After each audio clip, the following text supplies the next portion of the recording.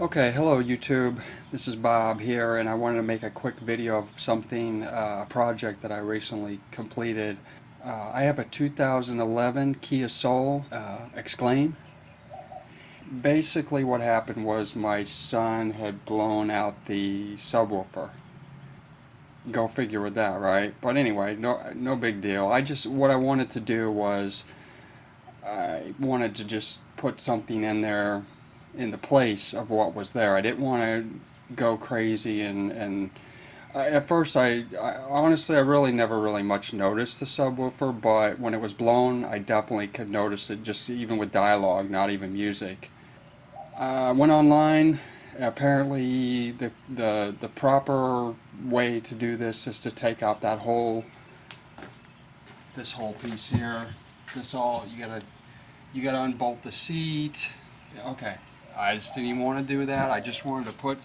At first, like I said, I just wanted to get in there and just. At first, I unhooked it, and then I was like, well, maybe I can find something to put in place. And then I had a hard time finding that because even though this is an 8-inch speaker, the measurement on it is about 7.5. So the hole smaller. It won't fit a conventional 8-inch driver. So what I did was I took my box knife and just went around this crease. Okay, this was here. This crease is here. And I just used it as a guide, and I went around the whole thing with the box knife. And let me pop this out. What's nice is when you go to pop it back in, after you've cut it out, it actually pops right back in and stays in nice and flush. So anyway, I just cut through the whole thing. I was like, F it, I'm going through. Anyway, so I bought this speaker here, this Pyle. It's a dual voice coil speaker, and it's a 4 ohm speaker.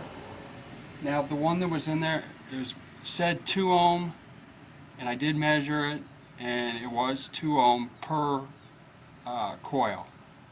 You got to spend big bucks if you want to get those. So I was like, I do not want to, and I made my son pay for it. I got this for 30 bucks. I think it was like $28 or something. But honestly, I think it sounds better than what was in there. I mean, I don't know. Like I said, the one I had in there, I really didn't much notice it. And after it blew, then I started pretty much noticing it. So, and then when I had unhooked it, I guess I did notice that there was some bass missing. So anyway, when I put this in, boom, it sounds as good, if not better, than what was there. Now I'm not going to go. There's 4 screws.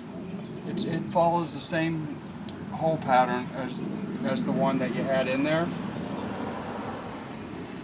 So there's 4 screws in there. 1, 2, 3, and 4.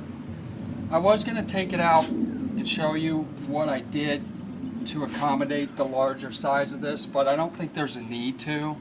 I'll post a picture of what it looks like. Basically, around the hole, it dips down probably about a 1/4 inch all the way around. There's like a little lip all the way around, an indented lip. Okay, I took my jigsaw with a metal blade, and make sure it's a metal blade, and I cut like every 2 inches or so, or every like 2.5 inches. I didn't even measure. I just went around and I put little notches all the way around, and I went in pretty much as far as that lip goes in, and you'll see in the picture how far that is. And then I bent each piece back, and it came out nice. I mean, it actually, the hole looks nice and round. I just wanted to get it in so this speaker would fit flush in there, and that's it. And then this is the wiring. I drilled the hole so I could hook the wires. And this speaker's kind of nice too, because it's got the push contacts where you push on it and you just slide the wire in and then let up. It's a pressure. It stays in place with the pressure. So I like that. Also, I added some foam back there. I had like 2-inch pieces of like shipping foam, like thick foam layers. and I just cut those and put those in there to deaden some of the, you know, the sound in the back around it. So I kind of created a, and that's pretty much it. I'm happy with this. The project's like 30, like I said, 30 bucks for the speaker. It took me about, I want to say like an hour. When I ordered the speaker, I knew it was going to be too big. I knew it wasn't going to fit in there. So I knew I was going to have to do some cutting, but I just said the hell with it. I went ahead and ordered it. It was 30 bucks. I said, whatever, I'll make it work. That's pretty much what I said to myself. And when I went to go cutting that metal, it's like butter. It's like, you know, all the way around with the jigsaw. Okay, and then I had to take a hammer to persuade them in a little bit, and then I used my screwdriver and I'd, like, you know, fold them over, fold them back over in. Okay, you're like peeling each section up underneath. Okay, and you create a bigger hole. Now, when you get around to where the screws are, where the screws go in, when you're bending those pieces back over, just make sure if those get bent in a little bit, a little cockeyed or something, make sure to straighten those out so your screw will go in straight. And I didn't really want to get a really great, awesome speaker. I mean, this one, I'm happy with it. It seems like it's, you know, decent. Because, you know, there's no point in buying. I was looking at that Polk speaker. I can't remember the model number, but it's a dual voice coil speaker.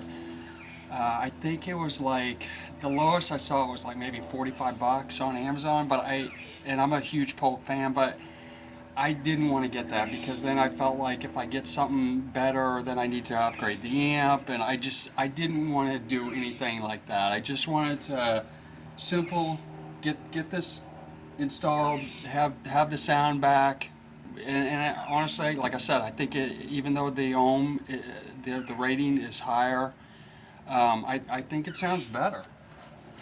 So basically, to put this back in, I just kind of, and I didn't really cut these at an angle. I mean, I think when you work it in there, it kind of is forced in a little bit of an angle, but this thing just pops right back in here pretty nice. Kind of clicks in, boom. And be careful with the knife when you're going around. I mean, you really got to use force, but control. You really want to control the force. You don't want to slip and you know, and cut your finger or you know, have it go drag down.